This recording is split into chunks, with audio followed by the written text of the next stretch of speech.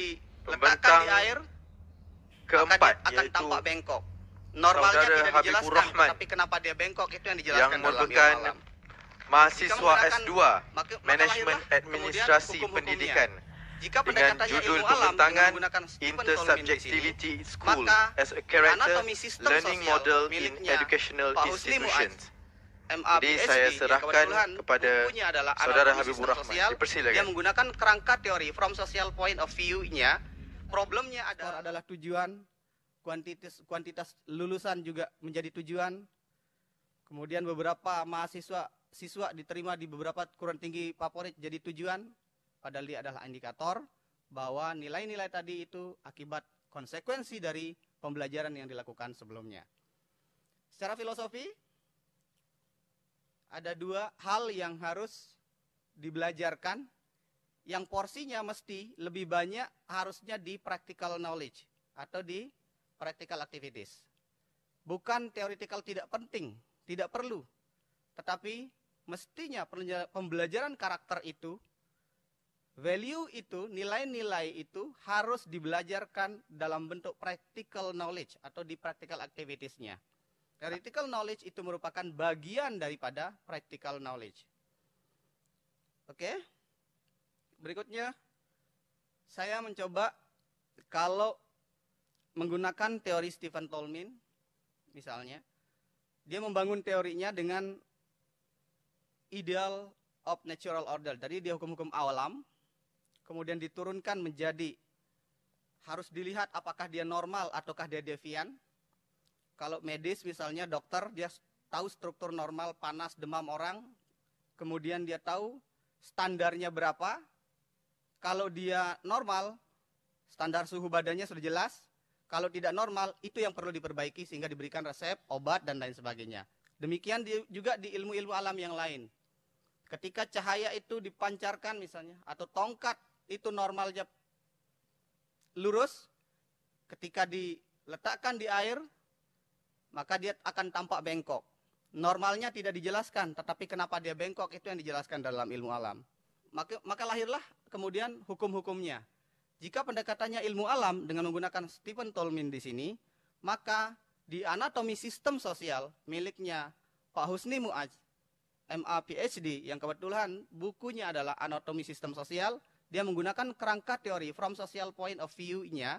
Problemnya adalah kita di masyarakat sosial belum menemukan idealisasi seperti apa yang secara general kita bisa tarik bahwa itu adalah institusi sosial kita. Sehingga yang terjadi adalah empirical reality selalu tidak berbanding lurus dengan normativity-nya. Ini yang terjadi.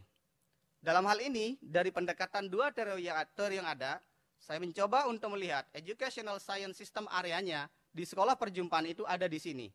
Jika dibawa sekolah perjumpaan ke dalam institusi formal, di dalam educational science normal structure, maka dia harus menggabungkan keduanya, antara theoretical science dengan ethical science tadi itu, atau di dalam praktik yang lebih besar tadi itu, kurang lebih seperti ini diagramnya. Jadi ada normal, ada ideal yang harus kita pegang bersama, bahwa sekolah dengan aturannya, pendidikan dengan aturannya, etika yang harus melekat di dalamnya, itu harus kita temukan.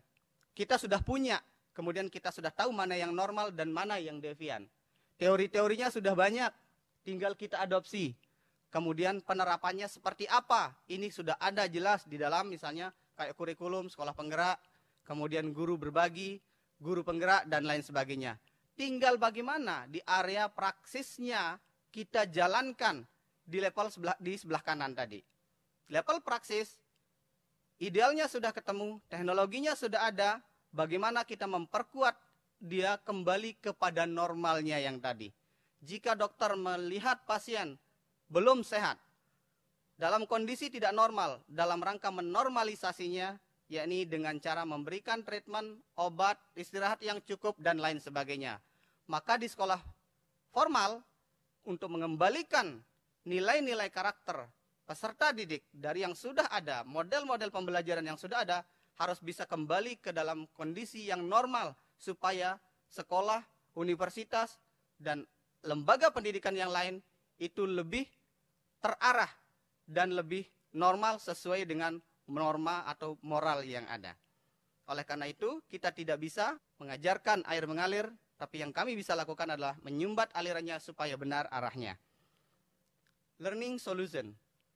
Ini yang saya sebutkan tadi, bahwa ada theoretical reason, practical reason, disinilah sekolah perjumpaan bergerak. Sekolah perjumpaan, sedikit historis. Jadi sebenarnya ini dengan diskusi-diskusi kecil, kelompok-kelompok kecil yang ada di beberapa grup diskusi, yang disebut dengan LO, Learning Organization. Di situ sebenarnya banyak dibahas dari bukunya Peter Senge, 5 Discipline. Jadi dari beliau ini muncul diskusi-diskusi kecil yang kebetulan saya mulai masuk di tahun 2009 mengiringi beliau. Kemudian berkembang menjadi pembelajaran primer. Ini pembelajaran inti dari pembelajaran karakter.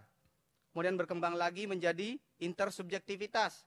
Kemudian sebelum intersubjektivitas kembali menjadi rekognitif, disebut namanya. Yang awalnya kita menyebutnya sebagai bengkel perjumpaan oleh Gubernur Nusa Tenggara Barat masa periode Tuan Guru Bajang Zainul Majidi saat itu dirubah menjadi sekolah perjumpaan. Dan itu menjadi program unggulan Nusa Tenggara Barat Indonesia hingga sekarang.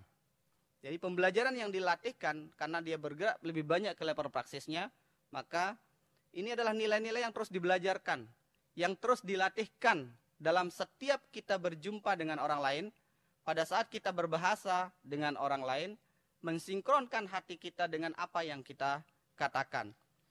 Oleh karenanya, kenapa alasan sekolah perjumpaan ini perlu dalam rangka membangun karakter dan memperkuat prinsip-prinsip merdeka belajar.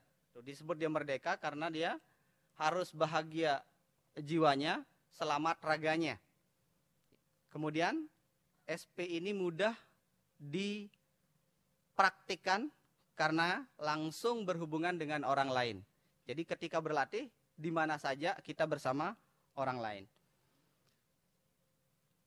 Implementasi sekolah perjumpaan, ketika kita berjumpa dengan orang lain, ini yang harus ada karena tidak bisa dihindari, tidak menyadari keberadaan yang dua tadi, orang sebagai subjek, kemudian tidak menyadari ketika kita berjumpa dengan orang lain, itu kita tidak belajarkan, ini sama dengan kita sedang mengabaikan nilai-nilai moralitas tadi. Bagaimana memulainya? Harus membangun komitmen bersama. Dengan kelompok-kelompok kecil kita bangun komitmen bersama. Dan yang kedua adalah memahami bahwa ada 3 tipe relasi antar manusia.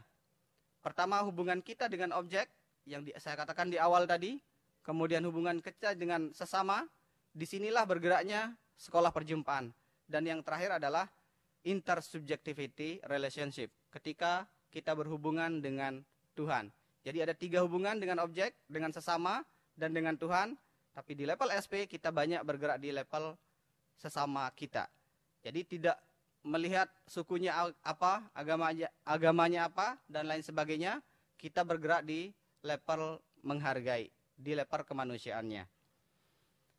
Apa yang perlu dibelajarkan, prinsip yang harus ada di dalam sekolah perjumpaan, yakni menganggap seseorang yang ada bersama kita adalah sebagai subjek, bukan sebagai alat dalam rangka tujuan-tujuan kita.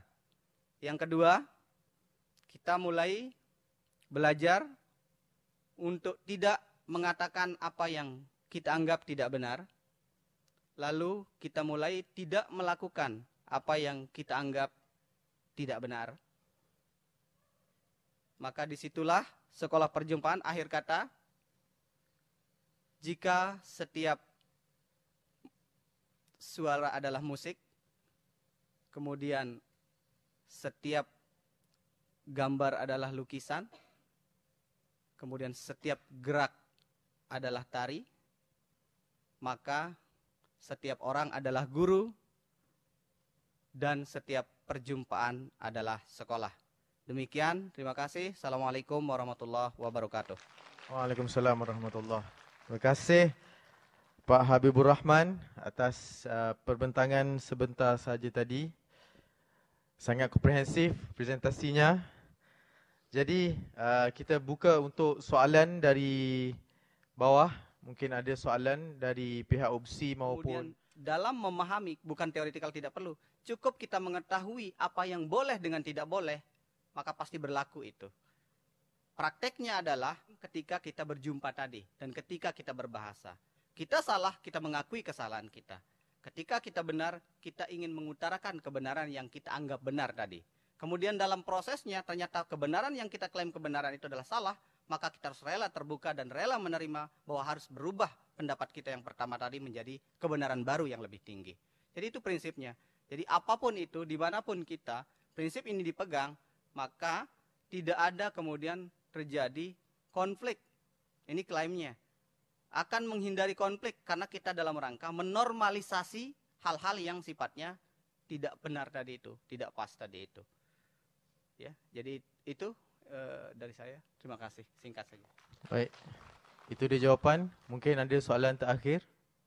Pemakalah yang keempat dari UNRAM. Terima kasih diucapkan. Sangat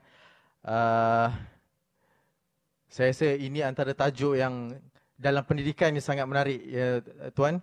Kerana ingin memurnikan, bagi saya, frekuensi otak dengan hati. Jadi untuk orang kata apa, synchronize, bukan satu yang mudah. Sebab bila kita bicara tentang karakter, itu bicara tentang benda abstrak. Tapi pendidikan itu bersifatnya objektif. Jadi mungkin soalan daripada saya lah, saya mau tanya jugalah.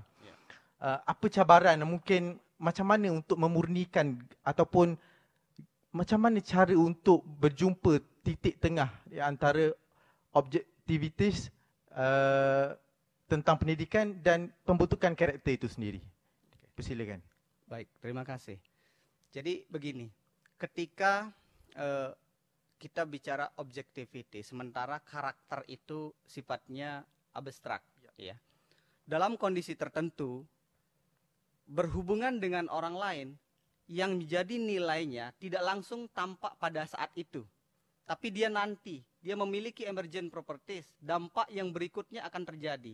Jika hubungan saya dengan orang lain dalam pendidikan semakin kuat, itu tanda bahwa cara saya berhubungan sudah bagus, sudah benar.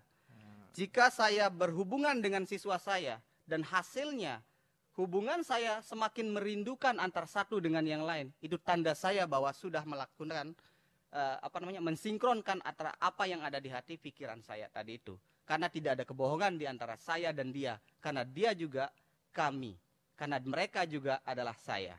Terima kasih. Baik, alhamdulillah, itu jawapan yang sangat konkret. Saya suka. Terima kasih sekali lagi. Terima kasih atas pembincangan dan perkongsian. Terima kasih. Assalamualaikum warahmatullahi wabarakatuh. Waalaikumsalam warahmatullahi. Sangat penting ya topik ini. Mungkin ada sambungan, saya rasa mungkin kita boleh berbicara lebih selepas ini, insya-Allah. Jadi kita tak nak buang masa lebih kepada